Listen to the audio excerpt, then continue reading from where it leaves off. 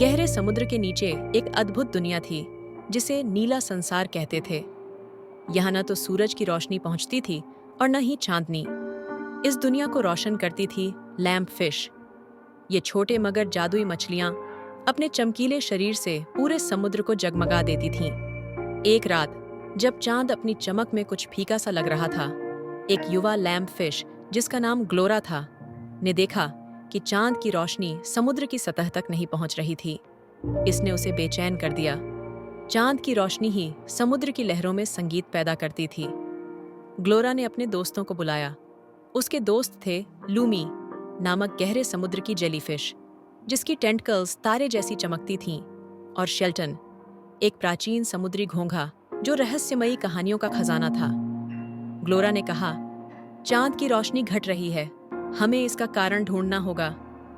Shelton ने अपने अनुभव से बताया कि समुद्र की गहराई में एक रहस्यमयी गुफा है जहां एक जादुई कंकाल रहता है। शायद वहीं से सुराग मिले। गुफा के अंदर वे एक अद्भुत दृश्य से रूबरू हुए।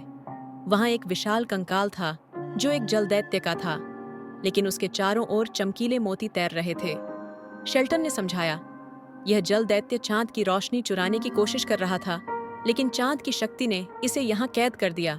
ग्लोरा ने मोतियों को देखा और महसूस किया कि ये चांद की रोशनी को वापस ला सकते हैं, लेकिन तभी कंकाल जीवित होने लगा।